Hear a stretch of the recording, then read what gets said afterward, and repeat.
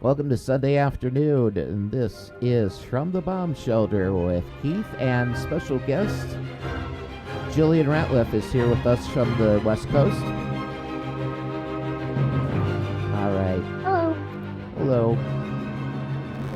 I guess playing the start of Beethoven's Fifth to me is like a little bit of this is serious what's going on in this country right now. And thanks, Jillian, for being with us today. Katie's taking a week off. Well, we were talking before we actually started the tape here a little bit about what's going on, and a little bit about how we're meeting our fears. I guess we had a situation that we were talking about a gentleman named Fabian Schmidt of New Hampshire who is still being held at the Wyatt Detention Center in Rhode Island.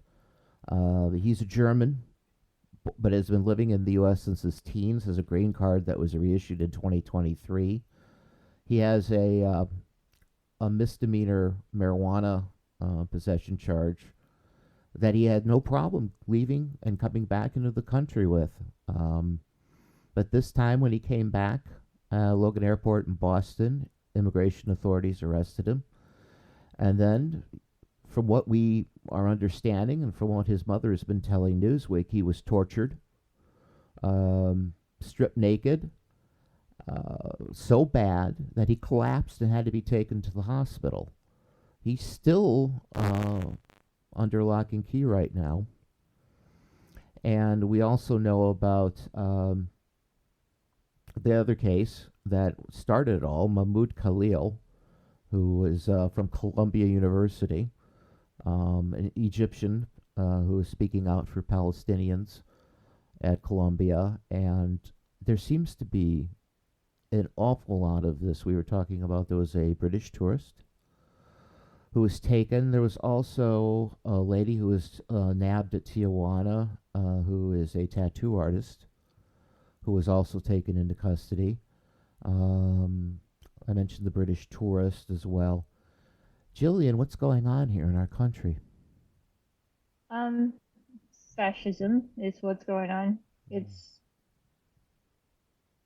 a lot. I believe there were some other Columbia students that were arrested as well. Oh, yeah. Um, One, I think, just this Saturday, yesterday. yeah, it's still very much ongoing, so it's not just one or two people. And these are the ones that are making the news. And as suppressed as things have been in our news media, it makes me wonder how many more we are not hearing about. Right. But the fellow from the Boston airport, Fabian Schmidt, that's the one where it really kind of it blows a hole in the theory that if you're in a blue state or if you are white, Mm-hmm. that you're safe. Because Massachusetts is as blue of a state as it gets. Right. And I mean, at the international border, I guess it's not really you're not in the state yet. Right. So I don't know. It was like if it was at customs that he was arrested, I guess he wasn't Yeah. technically in the state. But Yeah, I'm looking at yeah, it. that's terrifying. I'm looking at a picture right now. This is the whitest white guy you could ever possibly hope for. You know. I mean, he looks like the ideal that Elon Musk and Trump would want in the country. Mm-hmm. So why Um, hassle a guy who has a misdemeanor marijuana arrest that was adjudicated years ago? Coming back, the other one I noticed was the Indian doctor who was basically kicked out of the country, and she is a transplant surgeon, a kidney transplant surgeon, and I want to say at Brown University, but the program there can barely function without her. And now she's gone. We're losing these very bright, talented, dedicated people. And it just seems like we have, to me, a gang of barbarians, anti intellectualists, who have taken over this government. They do not care who they hurt. They do not care that they're hurting the country by doing these things. I don't know what the end game is here. It seems like there's a new person being nabbed by these people every day. mhm. You know, I think that when you have somebody like Garrett Fabian, whose picture has been all over the news too. Not to lessen what happened to Mahmoud Khalil. I mean, that was without a doubt Of course, horrible, right. right? Yeah, Eh, it's all terrible. It is. I just point out Fabian because there's a lot of people who look like us that think that they're safe. Right. That's the point, really.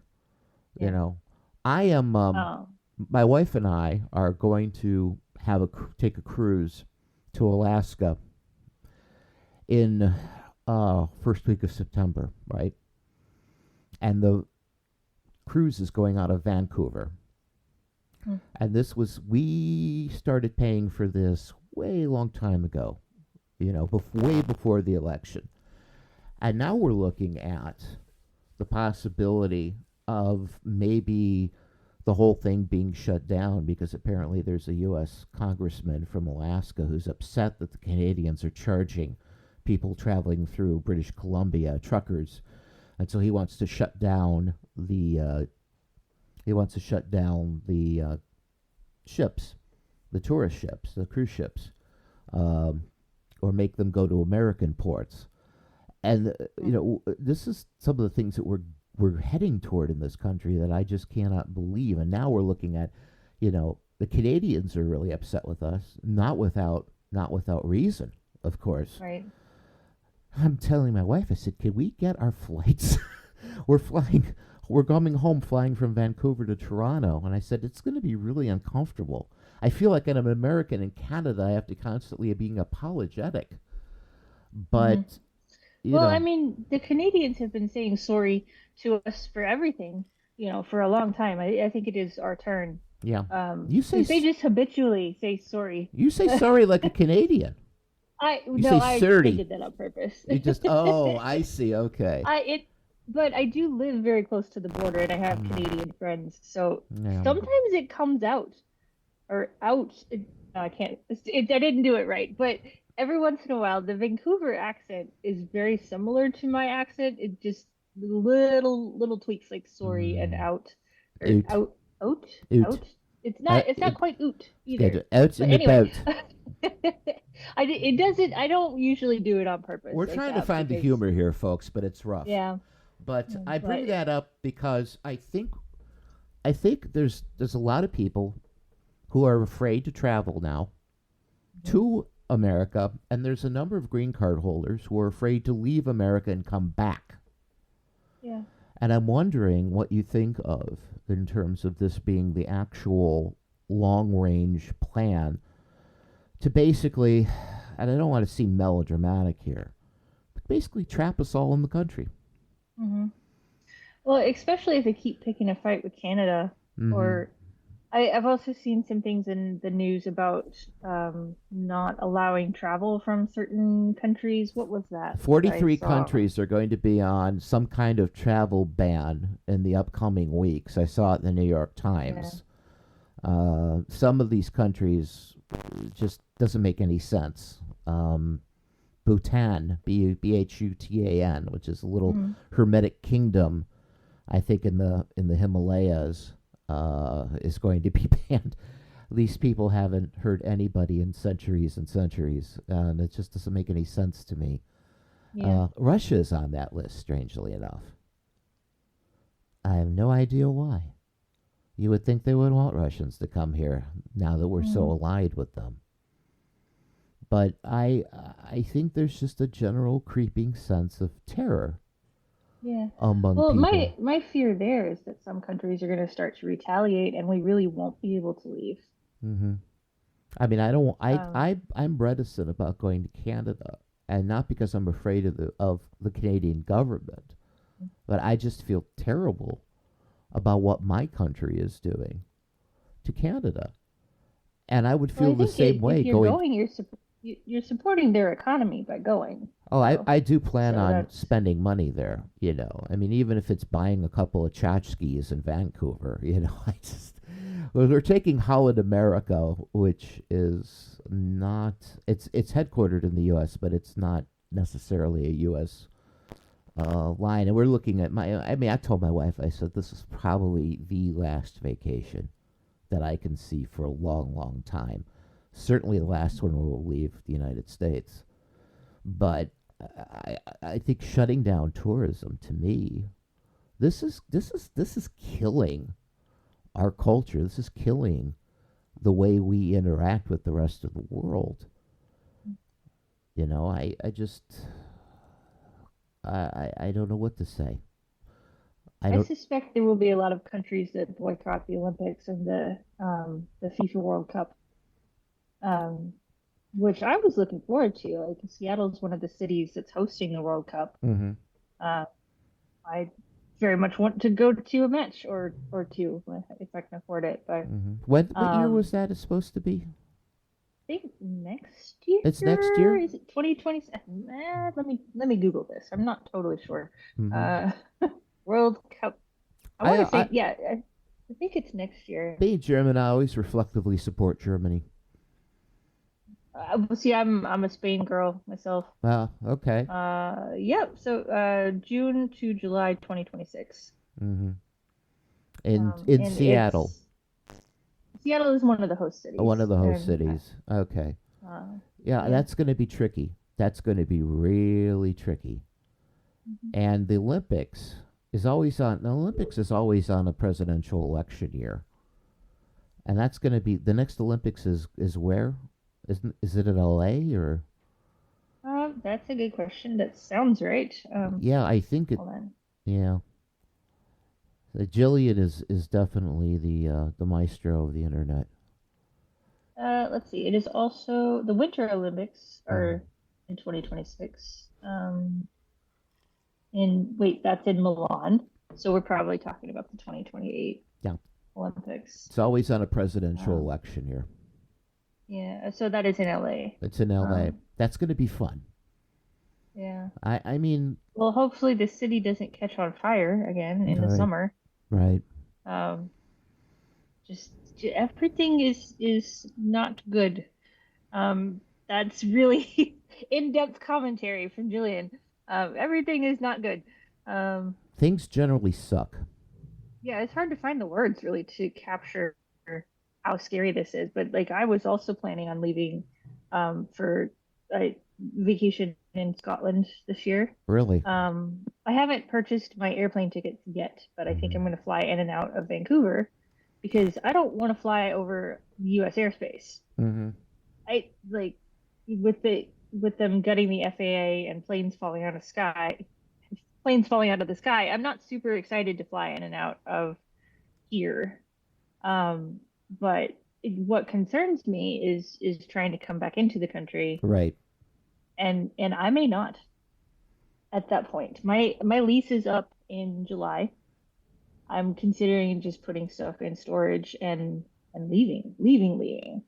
I don't know for sure where I would land, Mm-hmm. but um, I may just travel for a while. Like Do the I don't night. have kids. Yeah. I don't have a dog anymore. Oh, I'm sorry. Um, yeah, I did. I got him tattooed on me yesterday, though, and I just spilled coffee everywhere. You've got your But yeah, coffee. I I've got. got my single malt. Yeah, Oh, how lovely! isn't he cute? Isn't that Let nice? me clean up the coffee real quick. Can we That's pause? fine. All right, we're gonna go ahead and Yeah, pause I'm so everything sorry. here. No, it's fine. It's fine. These things happen. It's what makes us. Let's humanize us. We'll be right I back. am clumsy. We'll be right back. Just a second.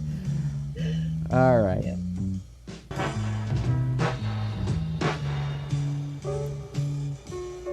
All right, back here on From the Bomb Shelter. Oh, is Sorry it? about that. Crisis Is it averted. coffee everywhere? Yeah, it really did go everywhere. Coffee everywhere. Not one drop to drink. Yeah. I am actually today. I have to say that I am very happy that I finally have a two screen setup here in the bomb shelter, so I can keep That's always everything. nice. Oh God! Try and doing this with one screen. You have the Audacity program. Then you have what the hell is this? Zoom, and then whatever you want on the internet. Yeah. Try and do that all on one screen. Well, tomorrow I'm working at home, so I need two screens to do my job too. So I had to buy another Yeah. screen. But anyway, you were talking before the coffee flew. We so you're thinking of doing the 90-day visa thing, going from country to country? If I can swing it with the job is the Yeah. train. Yeah, I really um I think as long as you don't stay in a certain country longer than like say 30 days, then you don't hit the tax problems. However, this I'm not a lawyer or an accountant, Right. so obviously that's not tax advice. But I was looking into they have an around the world plane ticket. Mm-hmm. Um, so you can, as long as you're always traveling in the same direction and Mm-hmm. you start and end in the same place, it's really a pretty good deal. So I was looking into that. Just But the curious, other how thing much is that? is, well, it's about $10,000. Okay. And that's for business class That's because pretty I'm damn good. spoiled. Hey, So I think once you've traveled business class, I mean, you just it's hard to go back. Like for an international flight, and I have really long legs too, so I just don't want to fly coach if I don't have to. right. Um, but I had one year where I did a lot of flying and hit like 25,000 miles for the year, and so I had MVP on Alaska, Mm, and you can get free upgrades to first class when you're MVP, and that year ruined me. yeah. 'Cause I just I I love got used to flying first class, I just to and say I love Alaska Airlines, and I was flying yeah, just upgraded coach, and I thought it was great, just great. It's a yeah, great airline. There we it get is the a good airline. I free mean, plug. when the doors stay on, Yeah. it's a great airline. When the doors. Yeah, you were mentioning you were about to mention something else though. I don't know where Oh, you're well, I was talking about how I don't really have anything keeping me right. tied down. So I'm thinking Mm-hmm. about putting everything in storage and just leaving and not coming back. Mm-hmm. Which seems like a rational response. Um, Yeah, I wish I could do it. yeah.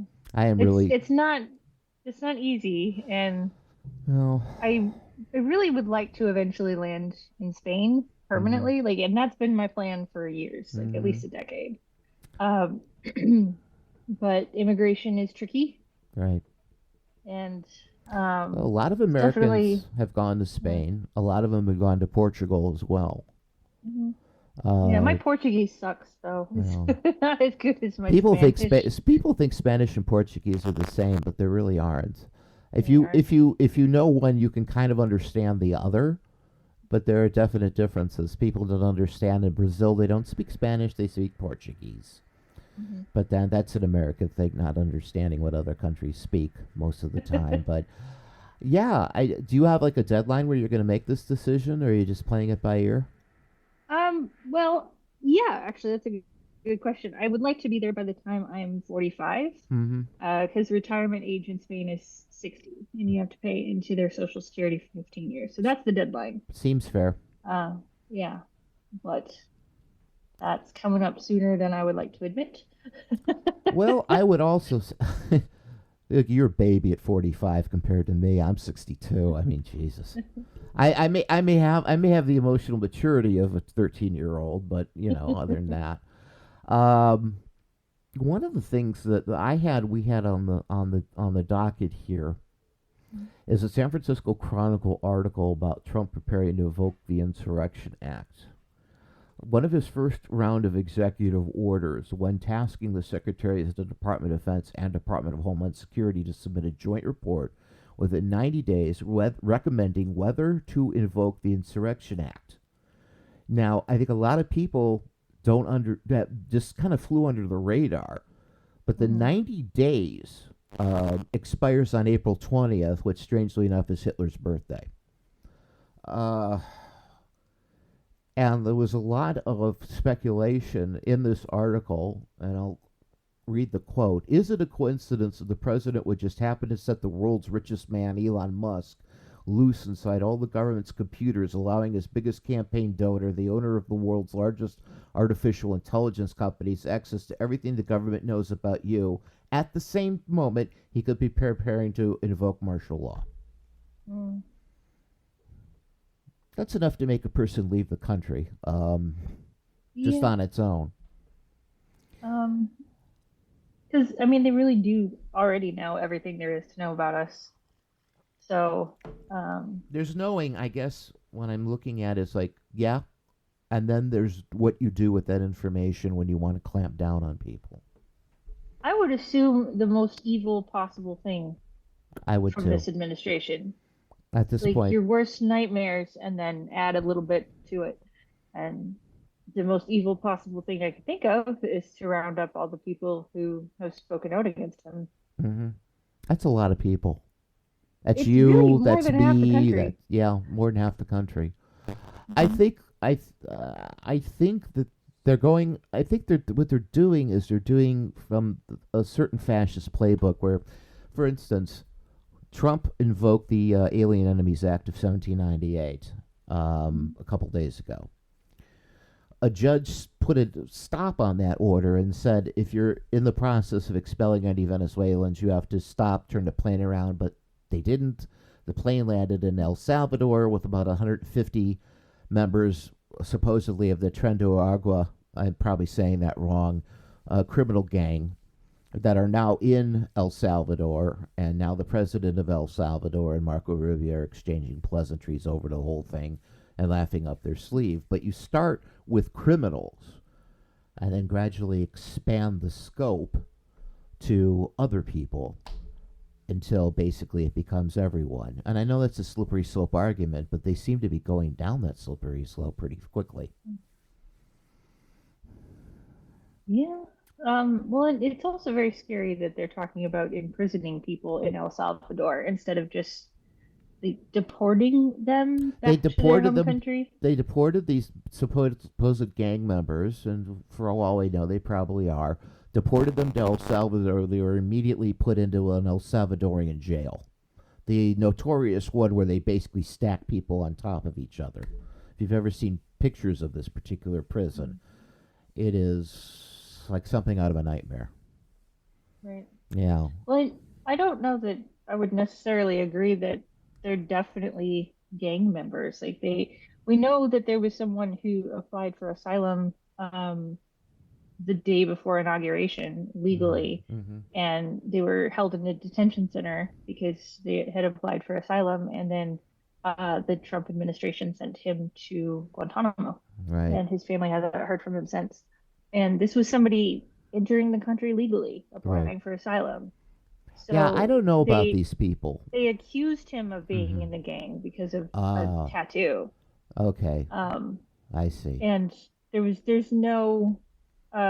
no fair trial. It's just, oh, you have a tattoo we don't like, so we're gonna send you to Guantanamo. Like what? Like Yeah. that was it. Um, I can't remember his name, Yeah, I don't. I but kind of remember yeah. that, and now there's nobody at Guantanamo anymore because that became too expensive to do. So now they're all Is back that in areas undisclosed in the United States. hmm, I'm wondering if they're going to open up if they never even closed the CIA black sites around the world, where they were holding supposed Islamic terrorists and torturing them. I know one was in Poland. They were around the world, and that's ominous. people can be disappeared. I mean, you and I sit here chatting about this, so do we figure, well, we're little small fry. Mhm. When will they come for us? I think part of it is that, and I've heard this expressed in other op-eds that I've been reading in the last few days, is it just gets people to self-censor. It does, You yeah. know, Which I'm not going to do. neither am I. Um, and I understand why some people might choose to self-censor. I do, I get that. But for one thing, like you say, we're not at the top of the list. No. Um, and even if we were at the top of the list, people would miss us. Yeah. People would notice if we got disappeared. And my goal is to make enough noise that people would notice hmm if I disappeared. I think when you still Um, have people like Stephanie Miller and people like Tom Hartman and people like that who are still on the air broadcasting fearlessly, it's the least that we can do, you know, mhm. the little folk. But yeah, no, I mean, I've said, I was mentioning on Threads, there was that that guy they hired to oversee Threads, who was a Trumpist, and now I can't remember his name. Now I'm going to go, and I was wondering today out loud what he's been doing all this time, basically on Threads. Have we been monitored? Have they been silently logging all our anti-Trump threads? Well, I mean, Uh, it's all public. yeah, I know, and Yeah. that's why I don't understand. Why would you hire this guy if you weren't? Oh Lord, I don't know. I post so often I can't even find it anymore. But he was a guy. He looks evil. He had a big beard, and you know, it's like, who is this guy? But you can't. I mean, you just can't. You can't let this sort of thing. And if they come for me, they better bring their A game. That's all I'm going to say. They think us liberals are unarmed and you know meek, and We just don't make guns our whole we don't. And personality. that's the thing. We don't. The first rule I always tell people: the first rule of the gun club is you don't talk about your guns. Uh-huh. You don't, because we're And not. that's bad OPSEC. Yeah, it's very bad OPSEC. And here's the thing. I mean, and then we're switching topics here, but that's cool. You could brag. You can telling somebody that you trust. Oh, let me tell you what I own. Okay, and it's, oh, that's pretty cool. Let me tell you what I own. And then they go and they like meet a relative or a sister or a cousin or something. They say, yeah, my friend, he's got this, that, and the other thing. And then that goes from one person to another, and then until it lands up with somebody saying, "Hey, I know where we can get some guns. Let's break in and steal them." You know. But that's the first rule of the gun club: you don't talk about your guns. You just talk about guns in general.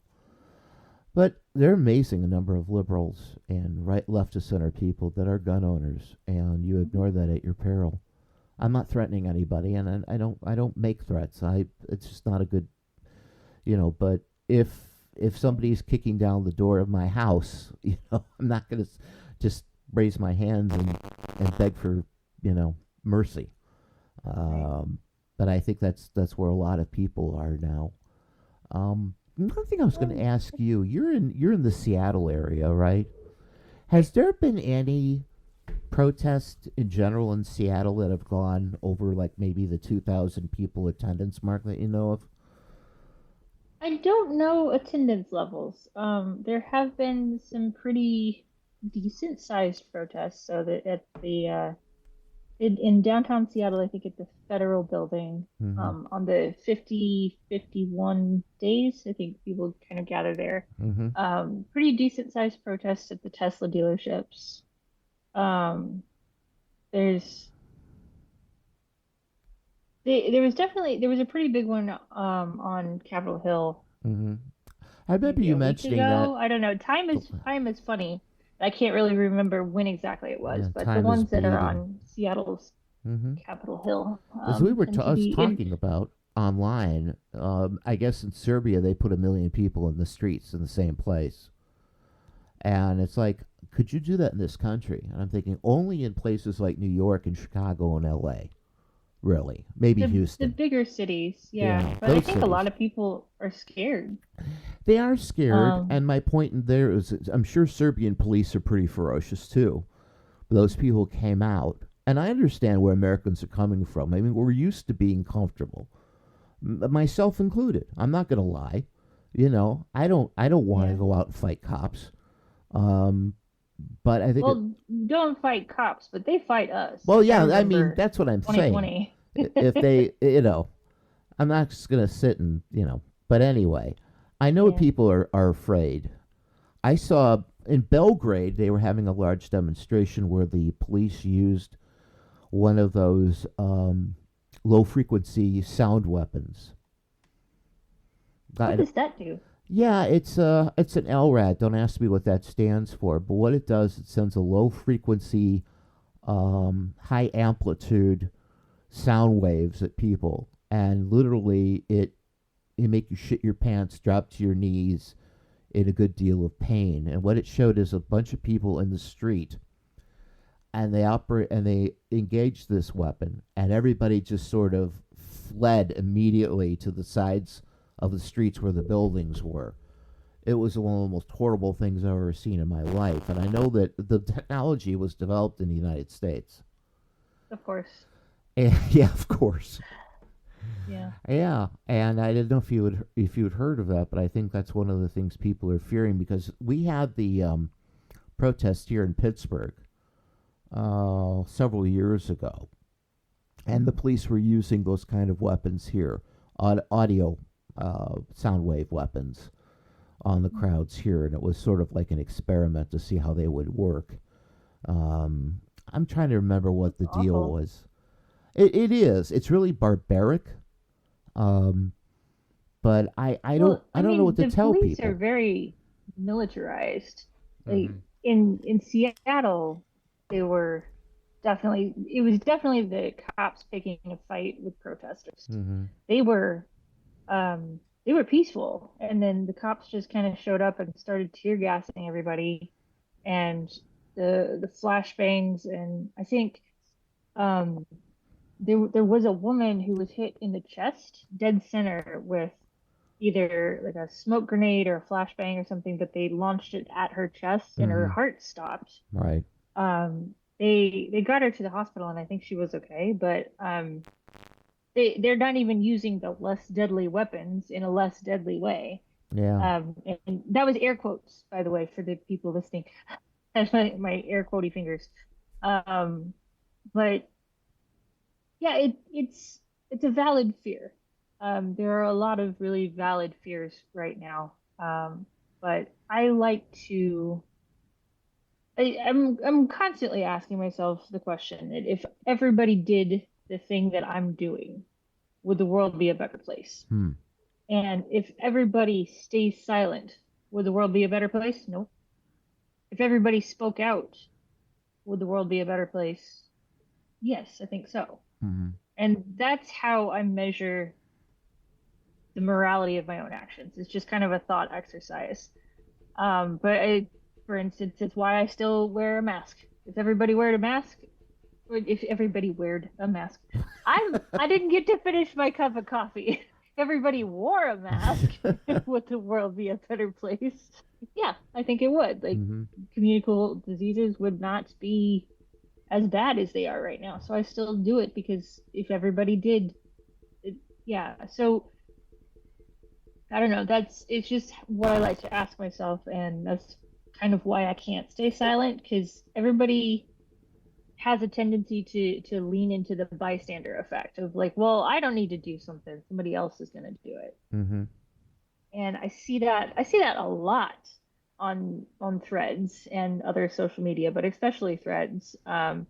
Everybody's very much like, well, when is anonymous going to do something, and when are the Democrats going to do something? When is somebody else going to do something? Right. Nobody's coming. Yeah, the Democrats aren't going to do shit. Anonymous Democrats actually definitely did do a not. broadcast. Just a Hmm. couple of days ago, Anonymous actually did do a broadcast. Well, anybody with a Guy Fawkes mask and a hoodie is anonymous. The Okay, so truth. like Yeah, yeah, you're it's right. a decentralized idea at this Hmm. point. And I really wish I could explain to people it's not like some top secret organization where they're all organized and talking to each other. It's Hmm. anybody with a Guy Fawkes mask and a hoodie That's sort of like can be Antifa. anonymous. Anybody is Huh? Antifa. You know. Yes. Yeah, Yeah, it's the it's an same. It's the idea. same thing. Yeah. Yeah. One of the It's things an that idea. we were talking about fear, and this is a story that I've been following pretty closely, and it's been in a number of American media outlets, and this one was from the New York Times. They were talking with Representative Eric Swalwell, a Democrat from California, who told the Times, and this is like the last of a series of articles that covered this. He said that the real fear among Republicans in the House who might otherwise voice criticism of the administration was violence directed against their families. Now, this is a quote. I'm friends with a lot of these guys, and I had wrongly assumed that what was holding them back from speaking out against Trump was they were afraid of losing their jobs, he said in an interview. But what they're afraid of is their own personal security. They tell me that their wives tell them, don't contribute to us getting harassed at church or at the grocery or at the club. You know, which I thought was kind of, the club. We all The we all club? we all we all go to the country club, right? Yeah. Oh, the country club. I Yeah, was that club. thinking dance club. Yeah. Okay. Oh, Country it club could makes it more could sense. be, Yeah. but when I think of the club with these people, Mr. Swalwell Yeah. receives plenty of threats himself. Said he spent hundreds of thousands of dollars of his campaign and office funds on security for his own family, and his daughter recently included a member of a security detail in a drawing of her family for a kindergarten class. This is my bodyguard. He's this person right here. That's just sad and sick. But the whole point of that article was that people are getting those calls. And when you get one of those calls at 2 a.m., the calls that say, hey, well, we saw your daughter who was playing in the schoolyard today. That was a really nice dress she was wearing. I'll tell you who she was playing with. Oh, no, yeah, we saw where your wife went to lunch today, too, and what she was wearing. You get a couple of those calls, and you get the hook into you. They really do. And I'm wondering how many of these people. And I remember Joni Ernst, who was coming out against Pete Hegseth for Secretary of Defense, and how her Iron Cross melted pretty quickly under pressure. And I'm wondering, being threatened to be primaried is one thing. So I say, fine, primary. I'll make my case. But there's something else going on here. And Swalwell, I think, is pointing in the right direction. These people are getting threats other than being primaried. They're getting personal threats to themselves and their families. And Well, that's I'm what's sure they going on in are. this Yeah. country. Well, do we want to be ruled by a mob It looks like it's or happening. by a mob boss? Like, Yeah, he's it, acting like one. he always has. Yeah, But I do think that a lot of the representatives, and Democrats included, seem to be more afraid for themselves than they are for the country. And I exactly. think that should be disqualifying. I do Just too. if you can't do your job, then quit. I mean, I think. Like Go ahead. you took an oath. I You agree. know, they took an oath to defend the Constitution, and if and most of the time, those threats are nothing. Right. Most of the time. There's a really great book called The Gift of Fear Gavin by, DeBecker. yep, yep. And that is a fascinating book. I should probably read it again. It's highly recommended. I But would recommend it yeah, myself. yeah, it really helps to differentiate between valid threats, that things that are something you should be afraid of, and just noise. Right. And a lot of the threats from MAGA are just noise. Hmm. They're not going to do anything. I don't I don't have the right insult word to describe how weak they truly are. They are weak people. They're not scary. Hmm. They're they can't afford eggs. They're How am I supposed to be intimidated by somebody who can't buy eggs? well, Like, most of them are just stupid punks who know that yeah, they can get a rise out of people by making these kind of threats. But one of the congressmen said, "Look, you remember what happened to Paul Pelosi, Nancy Pelosi's husband? It's that one person that breaks it, that actually carries out the threat, and he could have been killed that night. It was very yeah. close." And so they have to take all these threats seriously, even though 99.99% of them are bullshit. And I think that we have government by threat and intimidation right now. And I think it's. Yeah. I never thought at 62 that I would live to see what's happening in my country right now. Um, it's just a lot of it seems to be, let's rule through fear and intimidation. And I will not be intimidated by people, and I know that you won't either. But Yeah. you But can't. our elected government officials are, and that's what's really scary, is I feel like there has to be, obviously everybody on the right is compromised, but there has to be some Democrats that have been compromised as well. And they don't have the moral fortitude to admit that and step down.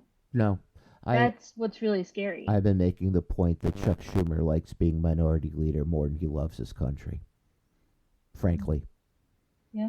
And there was a long form interview today that was in the New York Times with Schumer that I shared on Threads as a free article, and it's very illuminating. You don't have to read too far into it to understand that he doesn't give a damn. He's in it for himself. Mhm. He doesn't think he's doing anything wrong. He doesn't think the Democrats are doing anything wrong. He thinks most of the criticism is coming from the right. They just basically dismiss people like you and I who are saying you dealt away your only leverage that you had when you agreed to this deal. Um, It's incredibly frustrating. again, I think Schumer is in the club, and I think George Carlin said it best. It's a big club, and you ain't in it. Yeah. And again, it's one thing.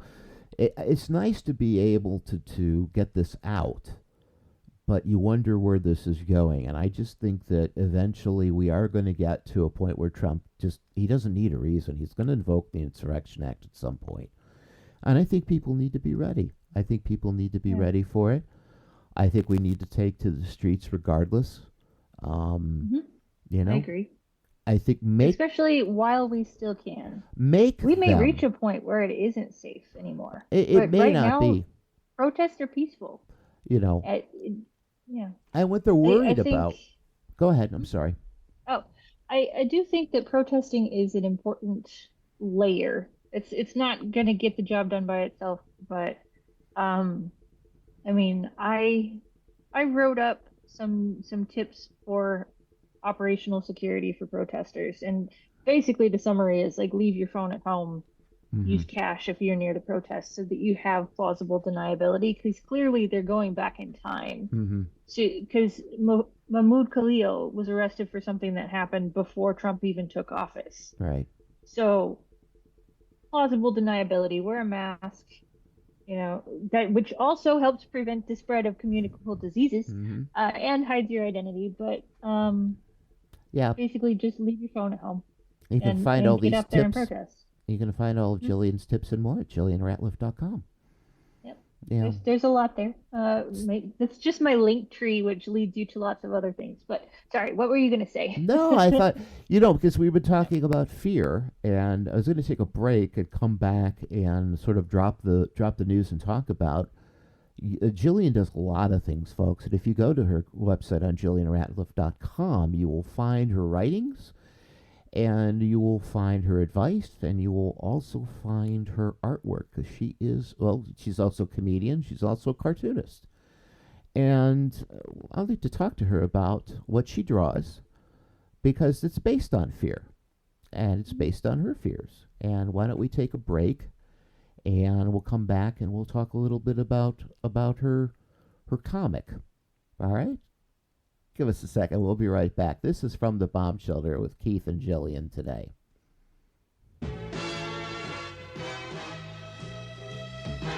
Cool. Where are we at on time?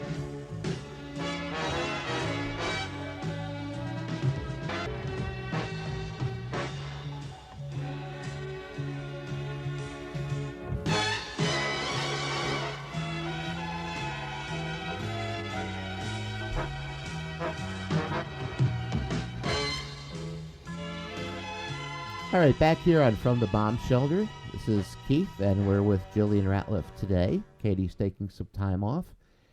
And we were talking about basically the fact that a lot of people are fearful, and we understand that. And Jillian wrote a comic, which you're thinking of bringing back, called George the Fear Monster. Tell us a little bit about that. Yeah. So, I started this a long time ago, probably 12, 13 years. But George the Fear Monster is very much a part of me, and he's kind of Muppet-like, so very large and orange and silly, It looks and cuddly, very cuddly.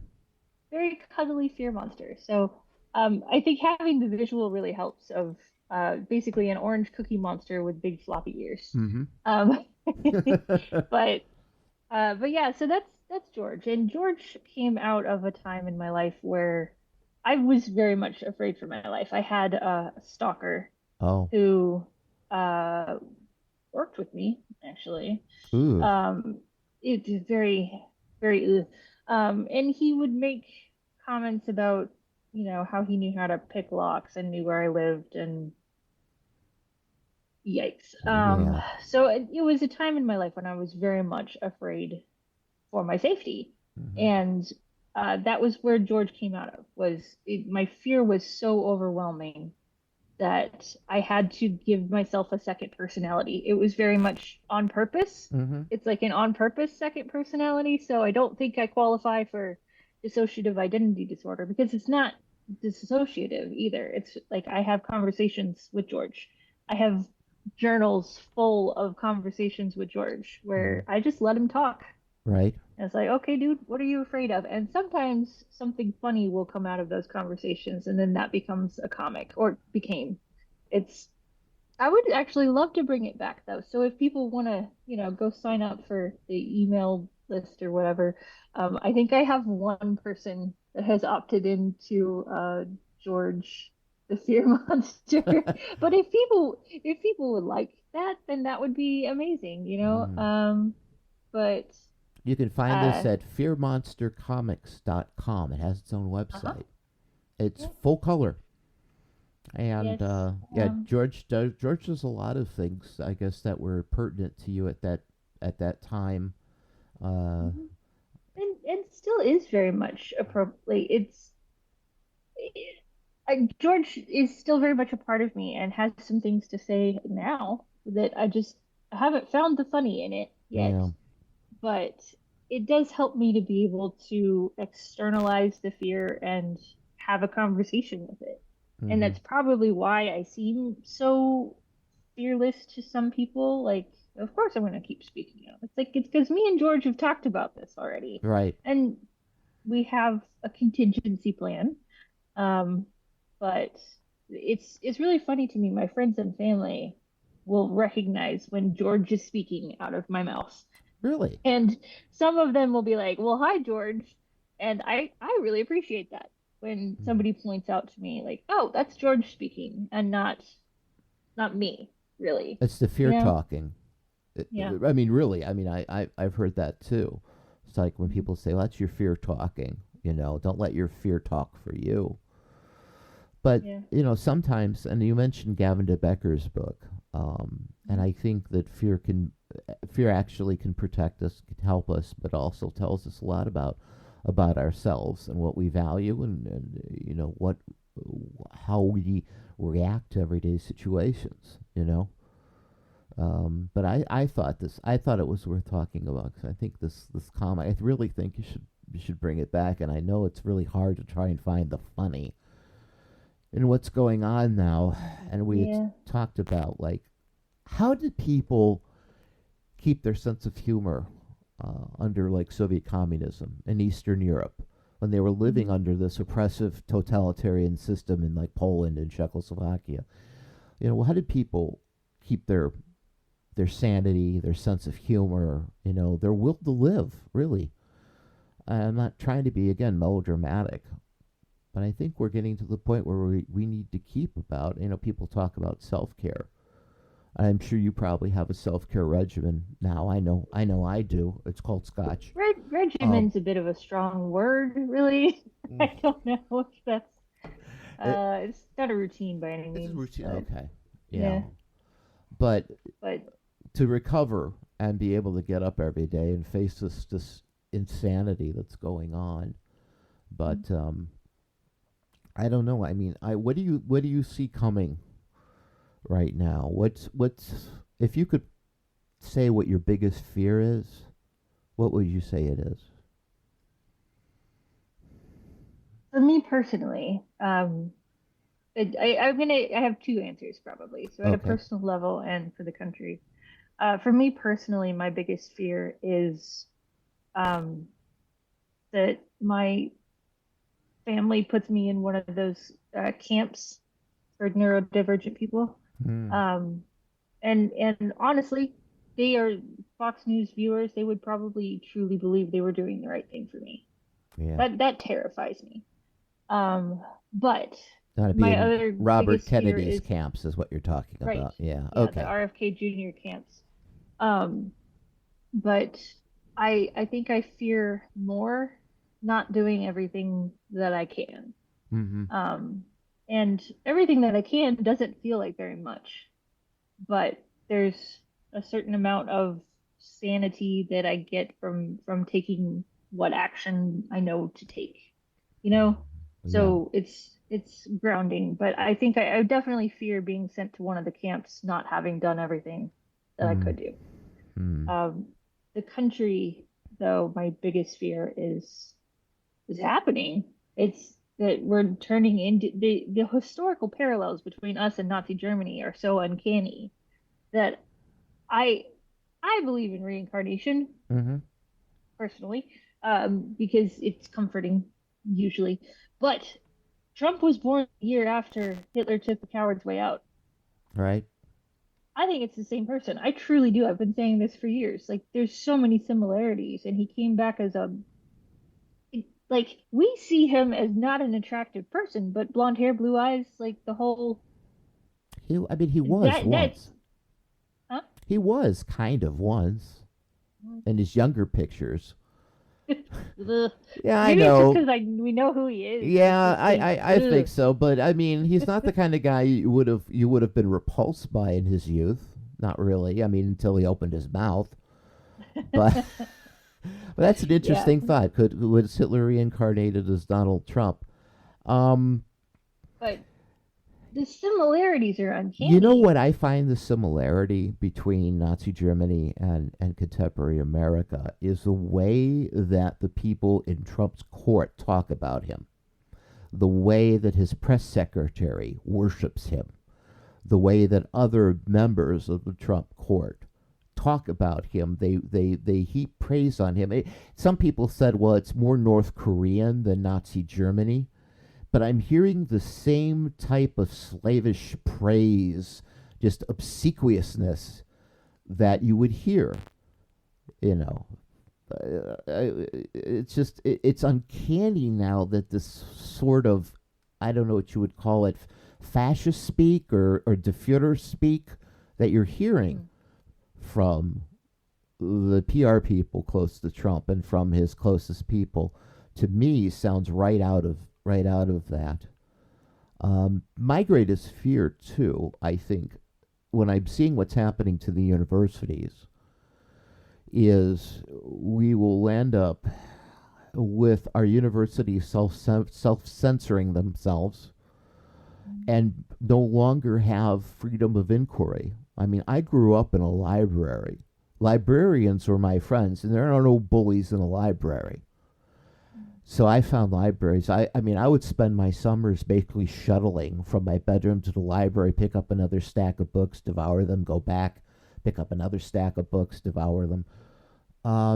And that's my biggest fear is that we're going to lose the whole idea of ideas. And Well, yeah, and to me, that's like a death. It's a death of the soul to me. Um, well, especially with the ubiquitous use of Chat GPT. All we hmm. need is Chat GPT creating our art, and then we have lost our soul. I don't know if you've seen things created by AI, but Yes, I have. they don't have a soul. I saw there was a video that it created. It was like a car chase, and it was the most boring car chase I've ever seen in I my saw life. that. I saw that. There's there's no soul in that kind of art. And well, now I have to make more comics. You talked me into Yeah, I good, it. good. I'm glad that was my accomplishment for the weekend. Is talking Jillian into doing more comics, because I think they're great. I really do. Thanks. And I just, again, I'd hate to see there was a whole. They called it samizdat in the Soviet Union, the underground publishing that took place during the time of Soviet Russia, that was put out to keep people sane and to talk about what was really going on and to exchange ideas. It was all done, on the down low. And I think that comics speak truth to power. I think cartoons, and that's why I think so many editorial cartoonists were attacked, like Ann Telnes of the Washington Post, who was forced out of her job quite frankly, for that one comic that she wrote about Trump. Those are the truth tellers. Those are the people that keep society sane, and I think that we're going to need them more than ever as we Yeah. go forward. Because the one thing you cannot kill is an idea. And once the idea is out and spreads like an infectious virus, if I could use the, you know, but I think my other fear from a personal standpoint is the fear of basically living in a police state. Mhm. Um, Well, we've been living in a police state. I don't well, know that that's the anything. kind where the kind where the things that are happening to the people that we talked about earlier in the podcast can Mm. happen to you. One day you may have said the wrong thing to the wrong people, and as you're leaving for work, a couple guys in trench coats just stop you, whisk you away into a van. You know, Yeah, that's the I kind of agree thing with that you there. scares me. Because in that kind of a society, and it was the same in any totalitarian societies, you don't know where the tripping point is. You can go on and on for years and years saying things, and then the wrong person hears the wrong thing you've said, and suddenly you're on the radar of the state. Mm. And that's what I think a lot of people are thinking about is how do I fly under the radar of what might be a fascist state that we're maybe living in right now, or certainly going to get worse in the future. How do I fly under that radar? How do I be able to function? And it comes down to who do you trust? And I think that's probably the scariest thing of all is you don't know who you can trust. Right. I mean, I saw. Have Go ahead. Have you I don't know if you've traveled to China, No, I to haven't. mainland China. I spent a month there for work, and it was quite eerie. Yeah. And this was in 2011. Mm-hmm. But it was eerie to me how nobody talked about politics Oh ever, no, no. because you don't know who's a spy. Mm-hmm. And I was advised to just not have an opinion about things Mm-hmm. if somebody asked, because you don't know who's a spy for the government.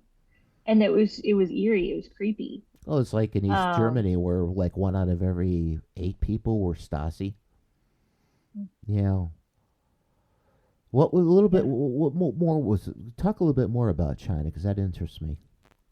Um, yeah, I mean, I don't really understand all the ins and outs of the politics there, but it's, on the surface, it seems it's very capitalistic. There's a lot of people doing really, really well, and even the people who are poor are doing better than they were. Mm-hmm. Um, so kind of nobody really questions the subtle fascism that they live under. But there's, the Great Firewall of China. Mm-hmm. You can't get a lot of information inside China. And I remember having to use a VPN just to like check my Facebook while I was there. Right. Um, and that didn't always work. Yeah. But it's it's scary. It's kind of creepy how everything seems fine, but nobody talks about politics ever. Well, Um, my like I was there for a month and nobody. yeah, it seems like societies like that, and I think it was the same in East Germany, which I've done a lot of reading about.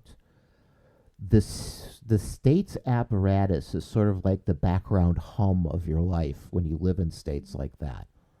You're Yeah. kind of aware of it, but as long as you don't step out of line, everything's cool. And I think that's where we're heading toward a little bit Hmm. in this country Yeah. is that background hum that we feel when we leave the house or when we turn on the television or talk to people. One of the things I saw overnight, there was on Threads, there was a jazz club in, of all places, Indianapolis, uh, where there was two bartenders. One of them was non-binary, and I guess what happened is these Trumpists came in with their red hats on, and they were filming, and they were thrown out of the bar. And the one person there actually produced a baseball bat and said, "No, we don't want you here. Get out, or we'll call the cops." I'm The thinking, red no, hats. yeah, no, the bartender, the two bartenders, basically threw them out of the place. Mhm. And I was thinking, no, you don't want to call the cops because they're not going to be on your side. First of all, Right. try to take care. That's why I tell everybody, whatever you do, calling the cops should be the absolute last resort. Yep. Somebody's life literally has to be on the line before I would do that. You never call them for anything. So, and I thought to myself, that's really what these two bartenders did, because they were being filmed at the time, was a real act of bravery. You know, and acts of bravery go a long way. And I don't know if Yeah. you've seen that. It's all over Threads. If you get back on Threads later on today, you might find it.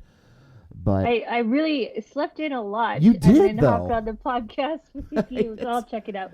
I really But appreciate it though. I really do. We'll wrap things up now. But any last thoughts? um, I want to build on what you said about the act of bravery, though, because I Sure. think that it gives other people courage too. It's not just about that instance. And I did just say about in it like a Canadian. You Did you did. hear that? And Yes. then I thought about it and it came out American. I'm gonna keep working on my Canadian accent. But what was I saying? I do think that it's important for reasons beyond the moment that you're living in too, because that courage spreads like wildfire, and that's what we need right now. Yeah. All right. JillianRatliff.com. For those of you who want some Operation Security, secure communications for the resistance. Your recipes, by the way, great vegan recipes are on her website too. And of course, Fear Monster Comics, we've gotten her to commit. Are you committed? I will draw a new comic within a couple weeks. Give me a Okay. couple weeks. I got to sign Yeah. up for I got to sign up for your and that's at fearmonstercomics.com. And so what we'll do? Hey, if Katie can't make it for From the Bomb Shoulder, maybe Jill can. It's great having you, Jill. It's always a Thanks for pleasure. having me. All Yeah. right. Again, this is From the Bomb Shelter, and we will be back hopefully next week with more to talk about. In the meantime, hang in there, people. Give yourself some time to relax, recharge, and get up and fight the good fight, okay? Because we're going to need every one of you. Till next week, everybody have a good week.